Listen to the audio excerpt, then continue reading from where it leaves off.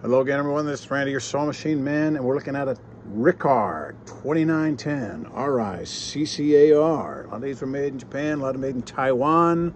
I worked on these for many, many years. The first machine I ever laid eyes on was a Riccar, because the guy who hired me and brought me on board was a Riccar dealer, and that was back in 1973. So these have been around for a while, and I still see them from time to time, new ones that people have bought. So they're not bad little machines. Just make sure, like every machine, you use it for the purpose it was designed. Of course, this says designed for school use, and what that means for legal purposes is that it has a grounded plug. It has a three-way plug-in. When you plug it in, it has the two blades, then the grounded underneath. So that's what makes it officially a school machine.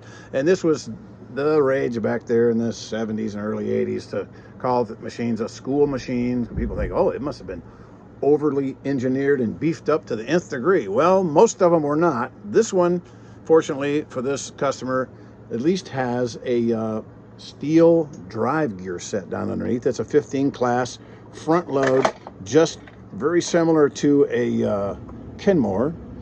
A lot of the workings inside are very similar to a Kenmore 10 stitch or something like that. This is just basically a zigzag with a built-in buttonhole. That's all there is to it. Straight stitch, forward and back, 4-step buttonhole, which is really nice. Zigzag, straight stitch. And the customer over here, this thing fell off, and the customer's clever, and she just put straight line for straight and ziggity-zag for zig, because the little insert fell off. You know, do what you got to do. So it's not a bad little machine. If you can find one of these, you're not going to have to spend a whole lot of money to get them, because people don't respect the name Riccar probably as much as they should. But it's not a bad little machine. The only thing I don't like about it is the bobbin winding system. Get that on there. Over here on the side, it's got the bobbin winding system, kind of like the Vikings back in the day, where you put the bobbin on, when you swing this out of the way, it engages the bobbin winder. It'll start winding for you.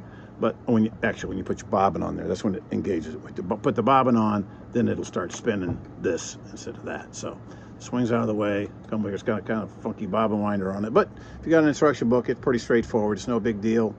And when you put it back down, it keeps that from getting caught up in the mechanism. But it's got lay-in threading and adjustable pressure, and it was up there somewhere. Adjustable pressure for your different depths. You know, you just turn it lefty loosey, righty tighty. You want more pressure, you turn it to the right. Less pressure to the left, and that adjusts the pressure.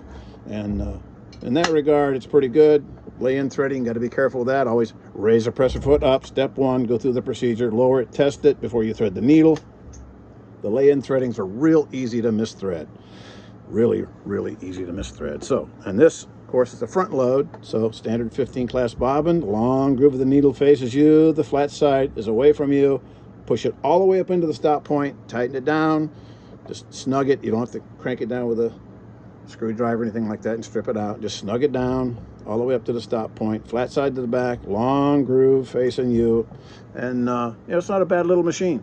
If you can get one of these, they're black. I guess that appealed to somebody.